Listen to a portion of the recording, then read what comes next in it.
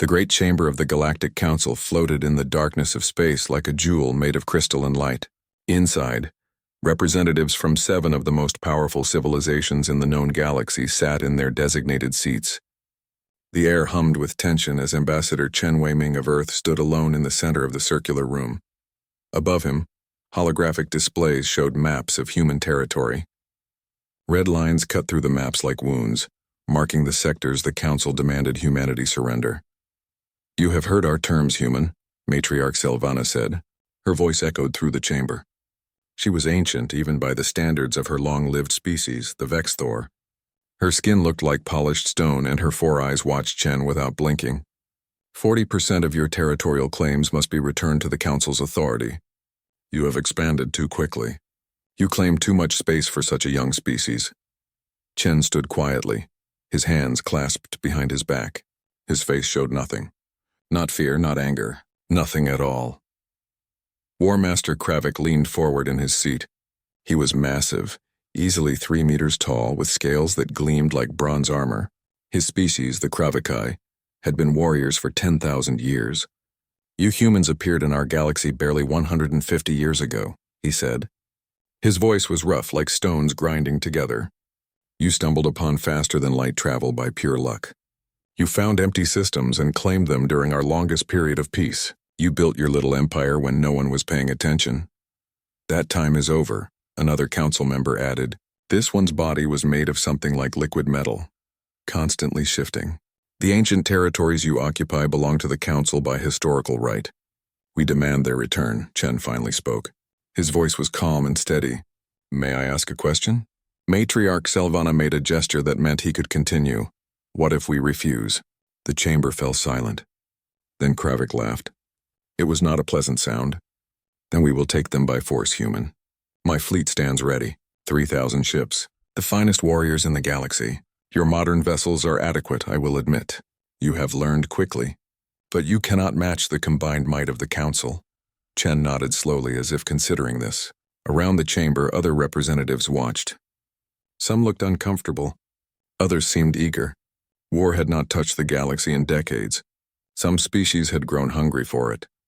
"I have reviewed your fleet compositions," Kravik continued. He pulled up holographic displays showing human warships. Cruisers, destroyers, carriers. All standard designs. Good weapons. Solid shields. Nothing special. Nothing that frightens me. He leaned back in his seat, a smile on his reptilian face. "You have perhaps 800 combat-ready vessels. We have 3,000. The mathematics are simple. You have 72 hours to decide," Sylvana said. "Surrender the territories peacefully or face military action. These are your only choices." Chen looked around the chamber one last time. His eyes met those of each council member. Some looked away. Others stared back with confidence or contempt. "I understand," Chen said. "We will provide our answer in 72 hours. He turned to leave, his footsteps echoing on the crystal floor. But at the chamber's entrance, he stopped and looked back. "I hope you have made peace with your decision," he said quietly. Something in his tone made several council members shift uncomfortably in their seats, but Kravik only laughed again. "We have made peace with crushing those who defy us, human. Run along. Pray to whatever gods you keep." 72 hours. Chen left without another word. In the observation gallery above the council chamber, other species watched and whispered among themselves. Humanity had been interesting when they first arrived. Curious, friendly, quick to learn. They had adapted to galactic society faster than any species in recorded history. They traded fairly. They shared technology. They made few demands, but they were weak. Everyone knew this. Their military was respectable for such a young civilization, but nothing more. The Council could crush them in weeks if it chose to. "Poor humans," one observer said. "They should just surrender. Why die for empty space?" "Pride," another answered. "Even young species have it." Back on his ship, Chen sat in his private quarters and opened a secure communication channel. The screen flickered to life, showing a woman in a military uniform. Her hair was cut short and her dark eyes were sharp and intelligent. "Admiral Okonkwo," Chen said. "The Council has given us 72 hours. As expected, Admiral Sarah Okonkwo replied. She was aboard a station far from the Council chambers. "Are they confident?" "Completely. Kravik believes his 3,000 ships will sweep through our space in weeks. He has already planned his victory. Okonkwo allowed herself a small smile. Good, arrogance is useful in an enemy. What are our orders? The Security Council has made its decision, Chen said. If they attack, you have full authorization to activate Protocol Architect. Okonkwo's expression became serious. Understood. I hope it does not come to that. So do I, Chen said. But hope is not strategy. How is the Ghost Fleet? Ready? Okonkwo said simply. We have been ready for 30 years. All systems are operational. Crews are trained. The ancients are sleeping, but they can wake at my command. Chen nodded. Then we wait. 72 hours, the communication ended. Chen sat alone in the darkness of his quarters, looking out at the stars. Somewhere out there, the council was celebrating their coming victory. They were preparing their fleets. They were dividing human territory among themselves like prizes. They had no idea what was waiting for them. Chen thought about the secret humanity had kept for 150 years. He thought about the discovery that changed everything. He thought about the ancient ships sleeping in the darkness, older than any current civilization in the galaxy, and he thought about the choice humanity would soon have to make. In the council chambers, Kravik was already planning his attack. He called up star charts and marked the human worlds he would strike first. He calculated the fleet formations he would use. He imagined the glory of victory. It will be over in a month, he told his officers. Perhaps less. The humans have spirit, I will give them that. But spirit does not stop plasma cannons. Spirit does not deflect missiles. They will break and they will surrender, and we will show the galaxy what happens to those who claim more than they deserve. His officers cheered. Matriarch Selvana did not cheer. She sat alone in her chambers, ancient and troubled. Something about the human ambassador's final words bothered her. She had lived for 3,000 years. She had seen countless species rise and fall. She had learned to recognize when someone was hiding something. The human had been too calm, too accepting. He had shown no desperation, no panic, no fear. Why? She pulled up the historical records about humanity. They had arrived suddenly 150 years ago, their first ship stumbling out of hyperspace near a Vexthor patrol. They had been welcomed. They had been taught. They had been allowed to expand because they seemed harmless. But what if everyone had been wrong? She shook her head. No, the intelligence was clear. Humanity had 800 ships. Good ships, but nothing extraordinary. The council had 3,000. The outcome was certain. Still, she could not shake the feeling that something was very wrong. The galaxy held its breath and waited. 72 hours until war. 50 years before the council's ultimatum, a small human survey ship named the Pathfinder drifted through the outer edge of their home system. The crew was tired. They had been mapping the Oort cloud for 6 months, cataloging comets and asteroids. It was boring work, but important. Humanity needed to know everything about their solar system. Dr. James Corrigan sat at his sensor station, watching the displays with half-closed eyes. Another ice ball, another rock, another useless piece of cosmic debris floating in the darkness. Then his sensors screamed, "Captain!" he shouted, suddenly wide awake. "I have something. Something big." The captain rushed to his station. "What is it?" "A structure, metal, massive energy readings, but dormant." Captain, it's artificial. They found the first ship 2 hours later. It hung in the darkness like a sleeping giant 50 kilometers long, its hull dark and silent. The design was unlike anything in human or galactic records. Smooth curves met sharp angles in ways that hurt to look at. The metal seemed to shift colors in their spotlight. "My God," the captain whispered. "What is it?" Dr. Corrigan was already working. Scanning now. The hull material is unknown. The energy signature suggests the power system is still active, but barely. I'm reading quantum fluctuations that should not be possible. "Captain, this thing is old." "Really old? How old?" Corrigan checked his readings 3 times before answering. "At least 50,000 years. Maybe more." This ship was built before any current galactic civilization existed. The discovery sent shockwaves through Earth's government. Within weeks, more survey teams were dispatched. They found more ships, many more, 127 massive dreadnoughts scattered throughout human space, thousands of smaller support vessels, an entire fleet hidden and waiting, but waiting for what?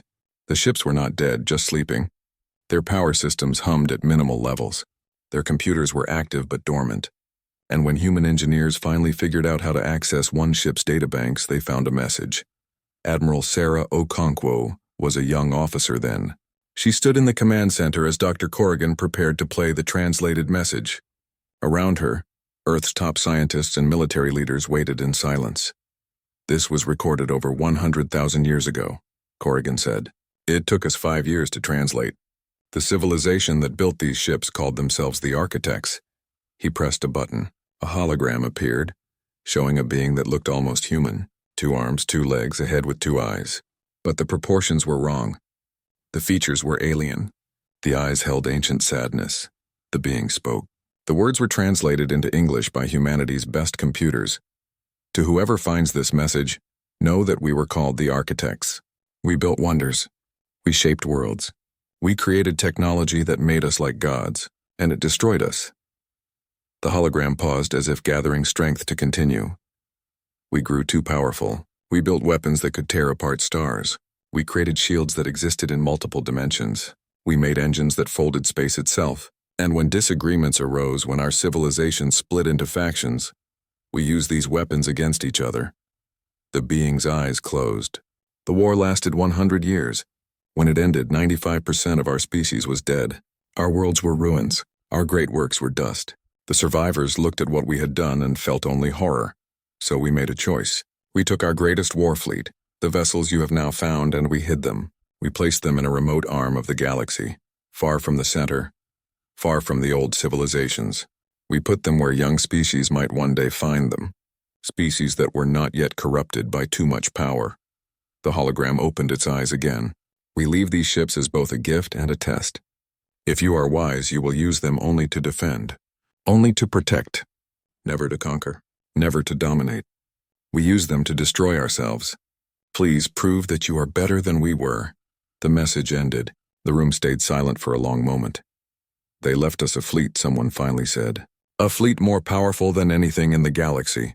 They left us a responsibility," Okonkwo corrected, "and a warning." The decision was made at the highest levels of Earth's government. The discovery would remain secret. Humanity was new to the galactic community. They were weak and vulnerable. If other species learned about the Architect fleet, they would try to take it. War would come immediately. Better to wait. Better to study the ships. Better to learn how to use them properly. And better to hope they would never be needed. For 30 years, humanity worked in secret. Scientists studied the Architect technology and could barely understand it. The weapons operated on principles that seemed impossible. The shields existed in quantum superposition, somehow in multiple places at once. The engines did not just move through space but folded it like paper. Engineers slowly figured out how to repair and restore the ancient vessels. It was like children trying to fix a quantum computer using stone tools. But humans were determined. They were clever, and they had time. Admiral Okonkwo, now much older, oversaw the project. She had devoted her entire career to the Ghost Fleet, as they called it. She walked through the corridors of the flagship, a massive dreadnought they had named Inheritance. The ship responded to her now. The ancient computers had accepted human codes. The systems hummed with power. Captain Liu Feng was the first human to successfully pilot an Architect vessel. He described it as feeling like the ship was alive, like it was reading his mind and responding to his intentions rather than his controls. "It's not just technology," he told Okonkwo. "It's something more, something almost alive. The ship wants to protect. That's what it was built for. That's what it still wants to do." They kept working. They kept testing. They kept hoping they would never need to use what they were building. Meanwhile, humanity continued to play the role of the friendly newcomer in galactic society. They built their modern fleet according to standard galactic designs. They traded and talked and acted like any normal young civilization. No one suspected what they were hiding. Dr. Corrigan spent years studying the question that haunted him. Why had the Architects hidden their fleet in human space? This sector had been empty when they left their ships. Had they known somehow that humans would evolve here? Had they chosen this location deliberately? He found clues in the Architect databases. They had been good at predicting the evolution of intelligent species. They had studied patterns across the galaxy, and they had identified certain regions where they believed the right kind of species might develop. Species with ambition but also empathy. Species that could be strong but choose to be kind. They had hidden their fleet in 3 such locations. Only one had produced a species that made it to space: humanity. "It's like they left us an inheritance," Corrigan said. "But also a test. They're asking if we're worthy of it." Now, 50 years after the discovery, the test had come. The Council was preparing for war. They thought they knew everything about human military capability. They had no idea what was waiting in the darkness. Admiral Okonkwo stood on the bridge of the Inheritance looking at the tactical displays. The Ghost Fleet was ready. 127 dreadnoughts, 4,000 support vessels, enough firepower to reshape the galaxy, and they would only use it if they had no other choice. "How long until the ultimatum expires?" she asked. 62 hours, her tactical officer replied. Okonkwo nodded. "Then we wait. And we pray they come to their senses." "But if they do not?" She looked at the sleeping giants surrounding her station. "If they do not, then the galaxy is about to learn that humanity has been keeping secrets." The 72 hours passed like a countdown to the end of the world. Across human space, families watched the news with fear in their eyes. The Council had made their demands public. Surrender or face destruction. Everyone knew what humanity's answer would be. Ambassador Chen sat in his quarters aboard the human diplomatic vessel. In front of him was a simple communication screen. The time read 0. The deadline had arrived. He pressed the button and sent humanity's response. One word in simple text: "No." On the bridge of his flagship, Warmaster Kravik read the message and smiled. His fangs gleamed in the light of the tactical displays. "So be it," he said. "The humans choose death over wisdom. We will teach them the price of defiance." Around him, 3,000 Council warships prepared for battle. They had been waiting in formation at the edge of human space, engines hot and weapons ready. Now they received the order they had been anticipating. "All fleets advance," Kravik commanded. "Target the frontier colonies first. Show them we are serious. Show them they cannot stand against us." The armada jumped into hyperspace. Space rippled and tore as thousands of vessels vanished, racing toward human territory at faster-than-light speeds. They emerged at the human frontier world called New Hope. It was a small colony, barely 50,000 people, with a modest defensive platform and a handful of patrol ships. The perfect target to send a message. "Surrender the planet," Kravik broadcast. "Evacuate your defensive forces. We will not harm civilians who cooperate." The human commander of New Hope's defenses was a woman named Commander Torres. She was young, barely 30 years old. Her voice shook a little when she replied, "New Hope stands with Earth. We will not surrender." Kravik sighed. He had expected this. "Then you will die with honor. Attack." The battle lasted 18 minutes. The human defensive platform fought bravely.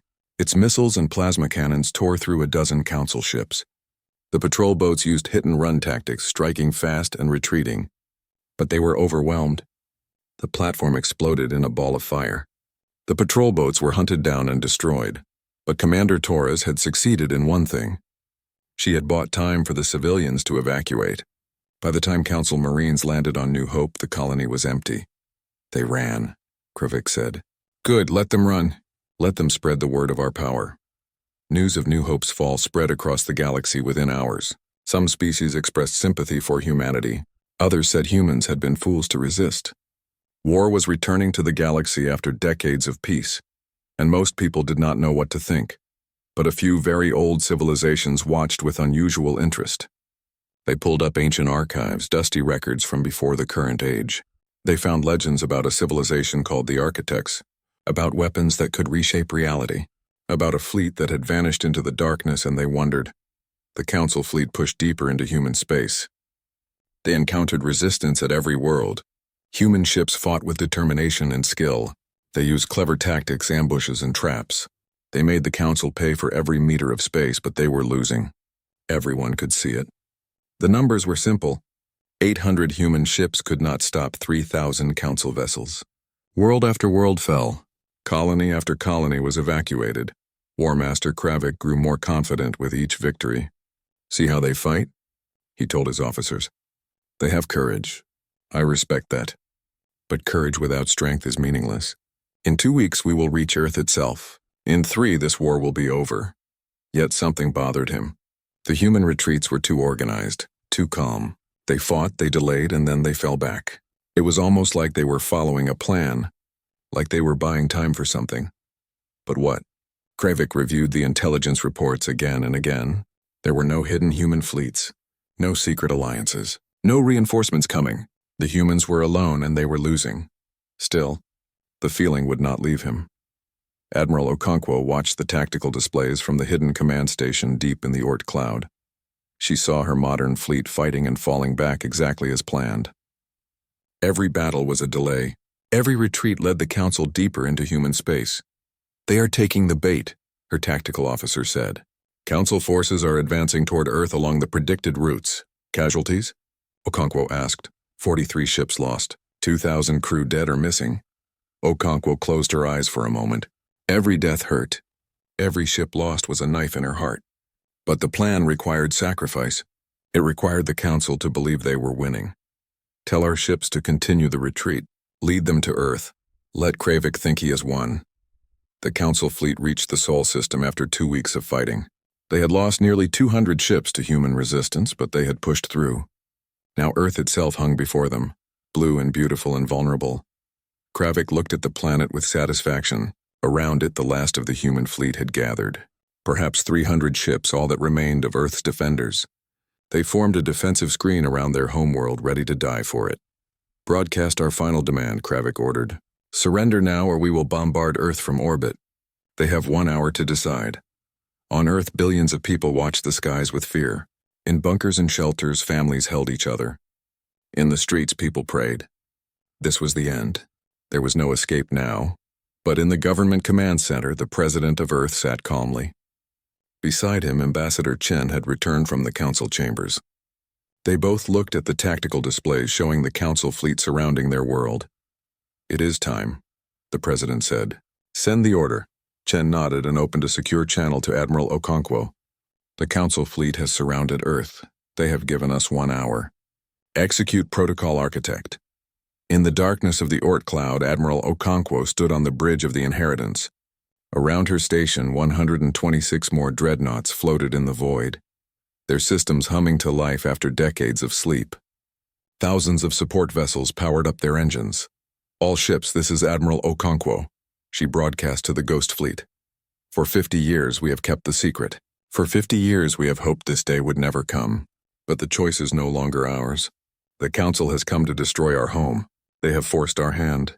She paused, looking at the ancient ship around her. She could almost feel it responding to her emotions, eager to fulfill its purpose after 100,000 years of waiting.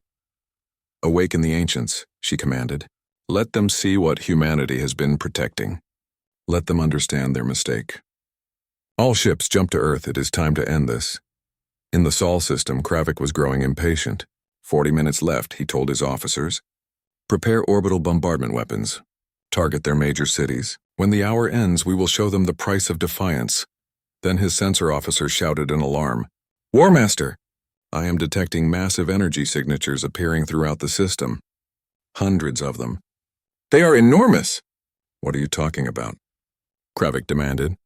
"Where are they coming from?" "Everywhere. They are just appearing out of nowhere. The energy readings are impossible. They are off every scale." Space itself began to ripple. Reality seemed to tear like fabric, and through those tears the Ghost Fleet emerged. 127 dreadnoughts materialized around Earth, each one 50 to 100 kilometers long.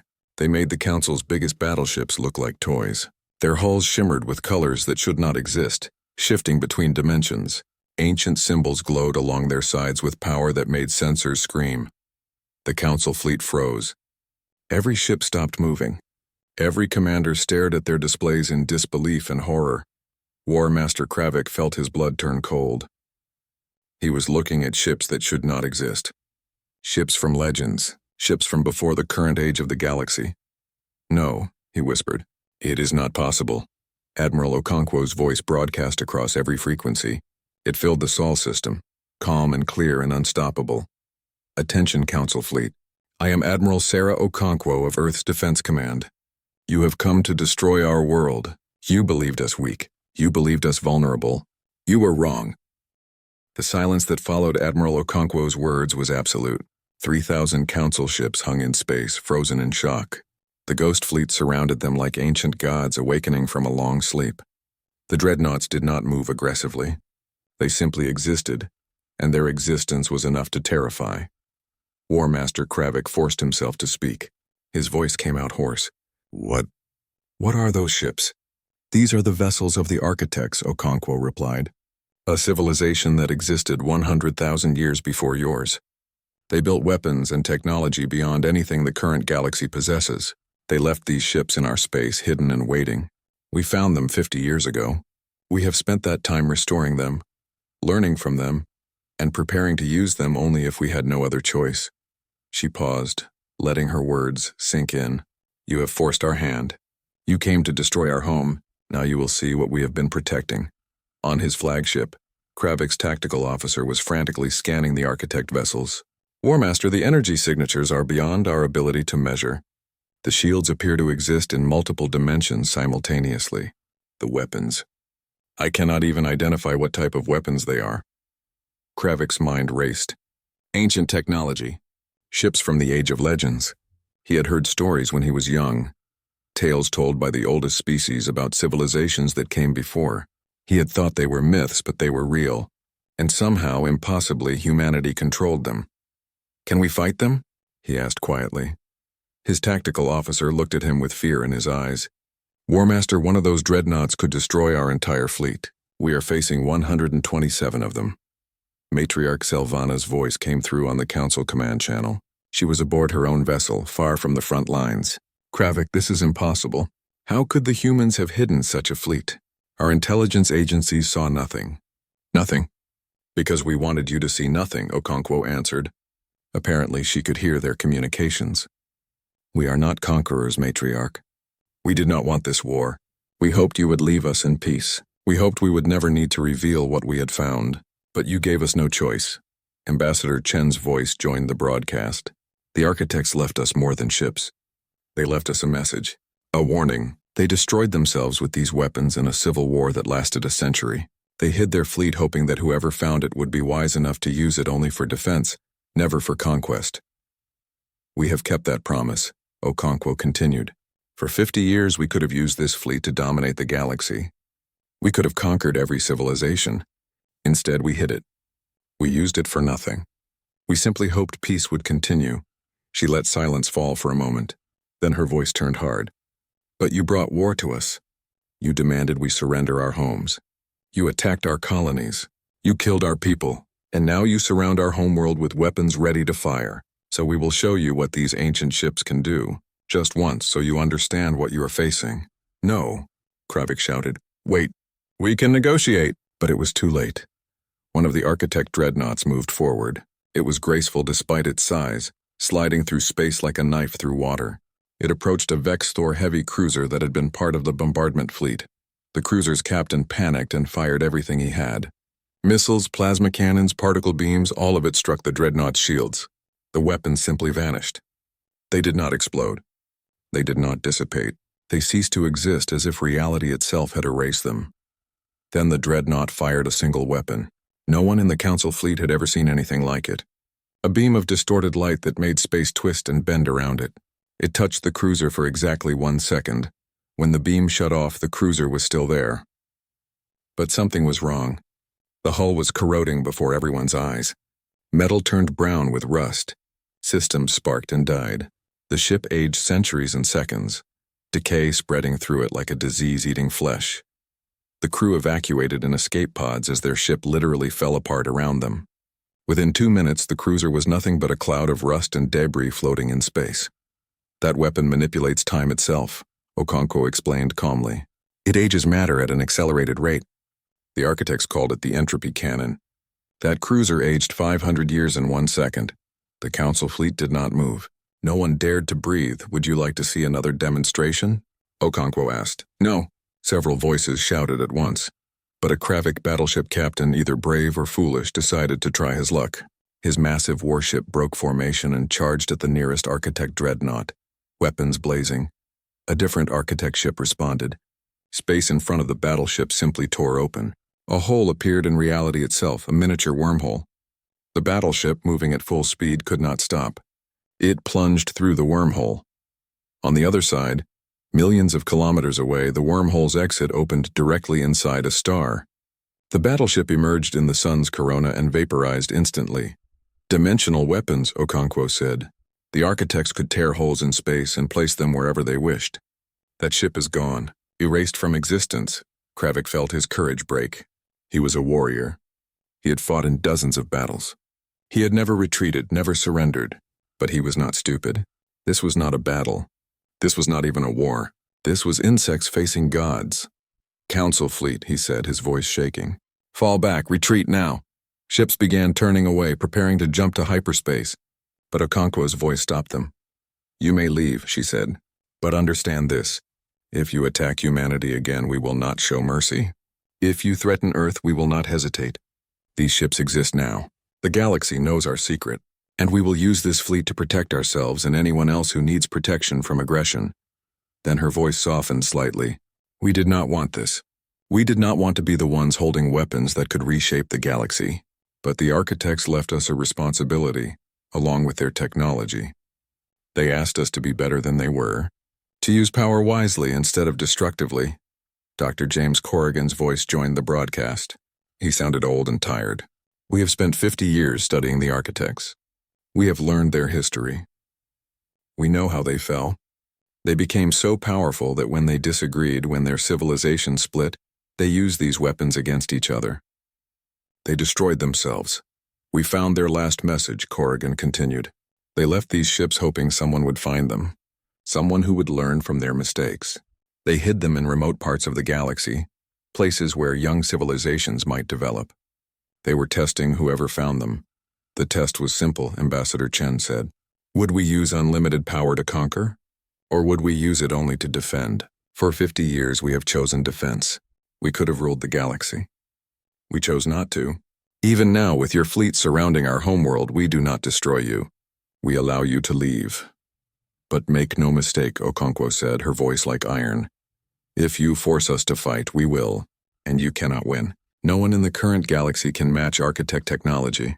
We are sharing this truth with you now so that you understand, so that you make better choices. The Council fleet began jumping away. Ships vanished in bursts of distorted space, fleeing as fast as their engines could carry them. Within an hour, the Sol system was clear except for the Ghost Fleet and Earth's defenders. On Earth, people poured into the streets crying and cheering. They had been minutes from destruction. Now they were safe, protected by ships from the dawn of time. But in the command center, those who knew the truth felt only weight. The secret was out. The galaxy knew, and nothing would ever be the same. Admiral Okonkwo stood on the bridge of the Inheritance looking at Earth through the view screen. Broadcast our message to the entire galaxy, she ordered. Let every civilization hear what happened here. Let them know what humanity has been hiding. Let them know the rules we will enforce. Captain Liu Feng worked at his console. Message ready, Admiral. Broadcasting on all frequencies. Every species will receive it within hours. Do it, Okonkwo said. The message went out. It contained everything. Video of the Ghost Fleet, scans of the Architect technology, the history of the discovery, the Architect's warning about power and responsibility, and humanity's promise. These weapons would defend, not conquer. Within a day, the galaxy exploded into chaos. Some species demanded humanity share the technology. Others called for the ships to be destroyed. Still others wanted to study the architects and learn everything possible. And a few, the very oldest civilizations, simply nodded. They had suspected something like this existed. They had heard the legends. Now the legends had returned, carried by the youngest species in the galaxy. War Master Kravik sat alone in his quarters, his flagship limping back to Council space. He had been defeated without truly fighting. His pride was shattered. His certainty was gone, but one question burned in his mind. He opened a channel to Earth to Ambassador Chen. Human, he said when Chen's face appeared on the screen. I must know. You could have destroyed us. Why did you let us live? Chen was quiet for a long moment. Then he smiled sadly. Because the architects fell when they stopped showing mercy. They fell when they forgot that power without compassion is just cruelty. 3 months after the battle that never was, the Galactic Council reconvened. The Great Crystal Chamber felt different now. The air was heavy with tension and uncertainty. Everything had changed and no one knew quite how to handle it. Ambassador Chen Wei-Ming walked into the chamber, but he was not alone this time. Admiral Sarah Okonkwo accompanied him, wearing her full military uniform. Behind them came Dr. James Corrigan, looking uncomfortable in diplomatic clothes. The galaxy wanted answers. Humanity had come to provide them. The seats were full. Not just the 7 major powers that had demanded Earth's surrender, but representatives from dozens of smaller civilizations. Everyone wanted to hear what humans would say now that their secret was revealed. Matriarch Sylvana sat in her designated seat, her ancient eyes studying the humans. She spoke first.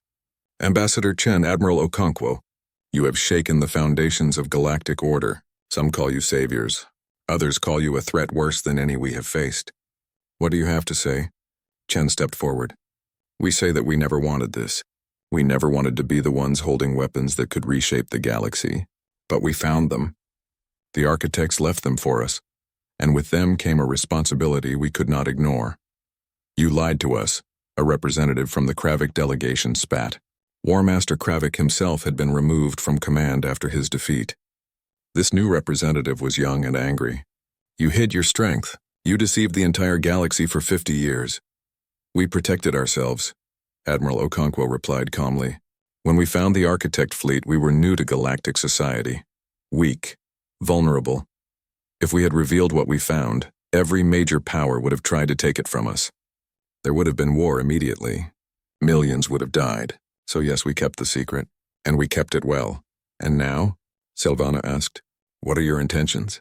You have power beyond measure. You could conquer us all. You could impose your will on the galaxy. Will you?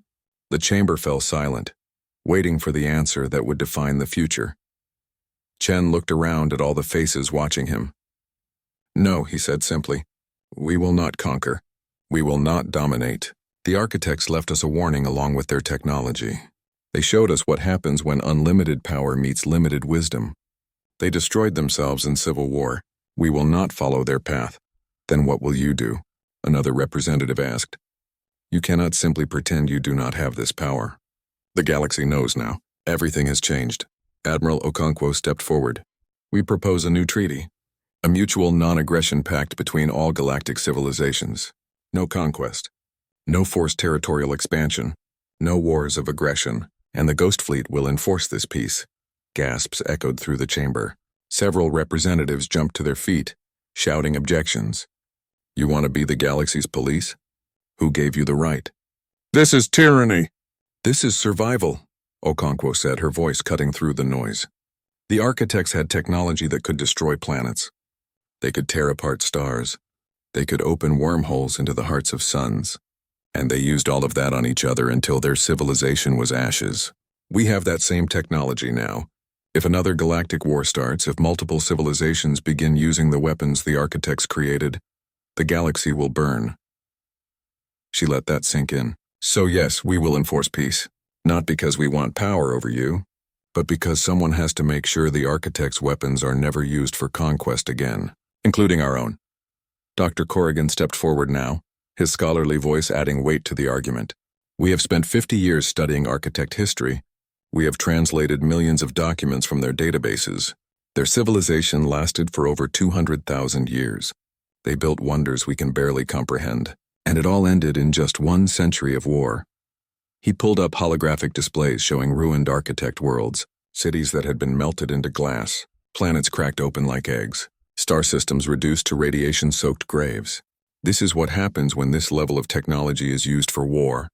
This is what the architects wanted to prevent by hiding their fleet. They were asking whoever found it to be better than they were. But you are not asking. A representative from a species called the Zenith said coldly, You are telling us how the galaxy will be run. With your weapons pointed at us, no, Chen said firmly. We are offering you a choice. Peace or chaos, cooperation or devastation. We will not point our weapons at you unless you point yours at others. We will not interfere in your governments, your cultures, or your internal affairs. All we ask is that you stop making war on each other. Sylvana leaned forward. And if we refuse? If we say the galaxy does not need human guardians, Okonkwo met her ancient eyes without flinching, then we will still protect those who are attacked. We will still stop wars of aggression. We will still enforce peace. Because the alternative is watching the galaxy tear itself apart with weapons that should never have existed. We refuse to let that happen. You speak of protection, the Kravik representative said bitterly. But why should we trust you? Why should we believe you will not use this power for yourselves? Because we already could have, Chen replied. For 50 years we possessed this fleet. We could have used it at any time. We could have conquered the galaxy before anyone knew we had the capability. We chose not to. Even 3 months ago, when your fleet surrounded Earth ready to destroy our homeworld, we let you retreat. We let you live. That is why you should trust us, he paused, then continued. But we do not expect blind trust. We offer proof of our intentions. We are sharing all architect technology for peaceful applications, medical advances that can extend your lifespans by centuries, energy systems that can power your worlds cleanly and efficiently, manufacturing techniques that can end scarcity. All of this we share freely. Dr. Corrigan brought up new displays. We have already begun transmitting the data to every civilization. The medical technology alone could save billions of lives. The energy systems could solve your resource shortages. We ask nothing in return except that you use them peacefully. Murmurs spread through the chamber. This was unexpected. Species that had been preparing to condemn humanity suddenly looked uncertain. Why? Selvana asked quietly. Why share such valuable knowledge? Because hoarding it would make us no better than tyrants, Okonkwo answered. Because lifting up the galaxy benefits everyone, including us, and because it proves we mean what we say. We do not want to rule you. We want to protect you. There is a difference. The debate continued for hours. Some representatives remained suspicious. Others were openly grateful. Many were simply confused by humanity's approach. In the end, a vote was called on the proposed treaty. The treaty passed. Not unanimously. Several civilizations voted against it and a few abstained. But the majority agreed. A new galactic order was born, with humanity as its reluctant guardians. As the chamber emptied, War Master Kravik approached Chen and Okonkwo. He looked older now, worn down by his defeat and the loss of his position, but there was respect in his eyes. I have one question, he said. When my fleet surrounded your world, when we prepared to bombard your cities, you could have destroyed us all instantly. Why did you show us your power instead? Why give us a demonstration instead of just attacking? Okonkwo was quiet for a moment, remembering that tense hour when everything hung in the balance. Because the architects fell when they stopped seeing their enemies as people. When they forgot that every ship destroyed meant thousands of lives lost. We chose to show you our power, because we hoped it would prevent bloodshed. We hoped you would retreat once you understood what you faced. And we did, Kravik admitted. He paused, then spoke more softly. I am glad. I am glad humanity found those ships instead of my people. We would have used them to conquer. You used them to protect. The architects chose well. He bowed slightly, a gesture of respect among his people, and walked away. Months turned into years. The Ghost Fleet took up positions throughout the galaxy. Great architect dreadnoughts stationed at key points like ancient guardians. Each vessel carried a human crew, but also representatives from other species who served as observers and liaisons. Not everyone was happy with the arrangement. Some civilizations plotted revenge. Others tried to steal architect technology to build their own weapons. A few attempted to restart old conflicts, testing whether humanity would really interfere. Each time the Ghost Fleet responded. Never with unnecessary force. Never with cruelty, but with absolute effectiveness. Wars were stopped before they could spread. Aggressors were disabled and forced to negotiate. Pirates and raiders found their weapons suddenly useless as architect ships appeared from nowhere. And slowly, reluctantly, peace took hold. Admiral Okonkwo, now much older, stood on the bridge of the Inheritance 5 years after the revelation. She looked tired. The weight of responsibility had aged her faster than time alone could account for. Captain Liu Feng, now her second-in-command, stood beside her. Admiral, we are receiving the first applications from other species who want to join the peacekeeping initiative. 73 individuals from 18 different civilizations. Okonkwo smiled slightly. The architects left us weapons, but perhaps their greatest gift was a choice. They showed us what not to do. They trusted us to be better than they were.